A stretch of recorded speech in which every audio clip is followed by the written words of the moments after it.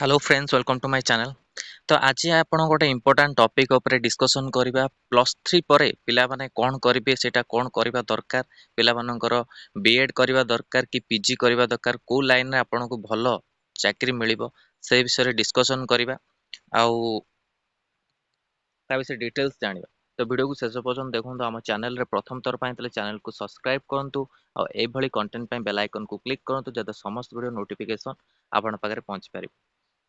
Fast of all आपण देखंतु BEd जो माने करछंती बीएड करिया को चाहुचंती आपणकर जो पीजी अछि दुईटा जाक विषय में आपको कहूँ बीएड पाई आपण को कौन आपण जदि प्लस 3 रे 45% रखुचंती तो बीएड करंतु आपण 45% ऊपर रखुचंती तो आपण बीएड करबा आपण मान पई भलो। पीजी खाली आपण मान को पई कि पीजी भी आपण जो मान करछन पोस्ट ग्रेजुएट तांको मान पई भी जॉब अच्छी ना कि जॉब नहीं किंतु आपणकर माइंड सेट ऊपर डिपेंड करूची जो माने पीजी करिवे आ बीएड करिवे। बीएड पिला मानक पई कि आपण मानक पई अधिका माने लाइन अच्छी पोस्ट आसुची किंतु पीजी मानक पई भी आसुची पीजी बीएड कले आपण माने गोटे हाई स्कूल टीचर हेई परिबे ता धरे आपण माने ओटीटी ओएसएसटीसी पास करथिबा दरकार ए सब आपण रूल्स रेगुलेशन रहउची। आ बीएड रे मध्ये आपण मानक कोन जदि भी आपण गवर्नमेंट रे पाउछंती तो पाखापाखि आपण एडमिशन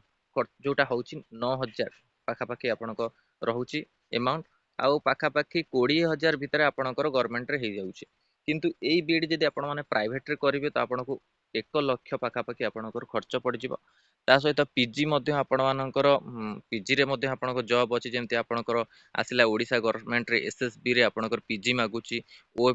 ओएभी जोटा आपणकर अछि सेतरे भी आपण पीजी मागुची ता सहित एनवीएस जो आपण पोस्ट दउची सेतरे भी पीजी आपण मागुची ता सहित बीएड मध्ये मागुची ता धरे आपणको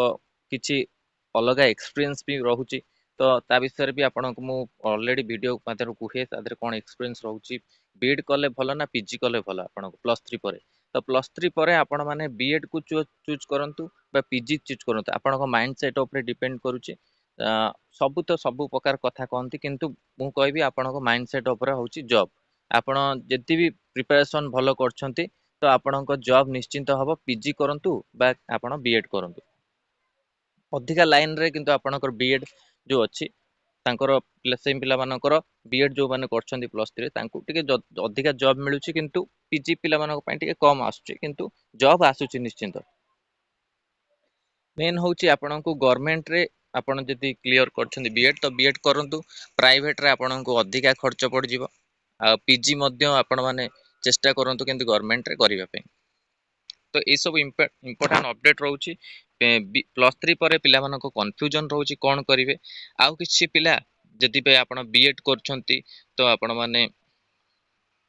ओडिसा रे जो आपण जति ओईएस सेथरे भी अप्लाई करंतु ओएस रे आपण माने अप्लाई करंतु सहित आरआई अमीन पई कि इंटरेस्टेड रहउछंती सेथरे भी आपण अप्लाई करछंती फॉरेस्ट गार्ड भी अप्लाई करछंती सब पिला आपणकर विभिन्न विभिन्न दिशा रे जाउछंती अलगा दिशा रे पीजी करिकि नेना आपण माने गोटिए को फोकस करंतु जोटा कि आपणकर इंटरेस्टेड ऊपर रहउची इंटरेस्ट ऊपर रहउची आपणको भी तो बीएड आ पीजी ऊपर जदि मु आपणको कहिबी तो आपणको बीएड रे अधिका आपणकर होउची प्लस 3 परे बीएड करछंती प्राइवेट रे पिला माने करछंती जेंति होला उत्कल बीएड जदि बाहर बीएड करछंती आंध्र बीएड ते ओडिसा रो टिके आपणकर जॉब पाइबा टिके कष्ट होउची किंतु जॉब मिलुची किंतु एमिति नछे जॉब मिलुनी जॉब मिलुची किंतु ओडिसा रे टिके कष्ट होउची उत्कल बीएड एप्सो बीएड आपणकर रहउची आ एसएसबी ए सब आपणकर बाहरुची ओपीएस रे मध्ये आपणकर बाहरुची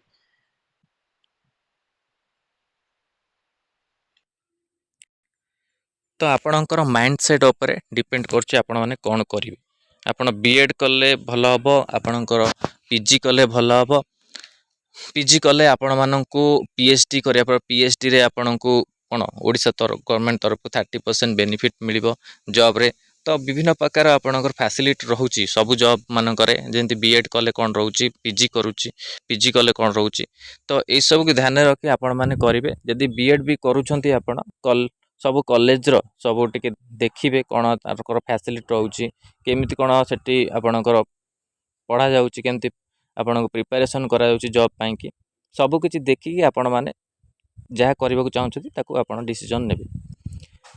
ना कि आपणकर बीएड रे खाली बीएड कले आपको जॉब मिल पीजी कले मिलबनी दुईटा जाक कले भी आपको जॉब मिल निश्चिंत मिल लेट हो पारे किंतु निश्चिंत जॉब मिल ओडिशा गवर्नमेंट रे आपन को बाहर विभिन्न प्रकार जमी एसएसबी रहा ओएबी ओडिशा आदर्श विद्यालय बाहर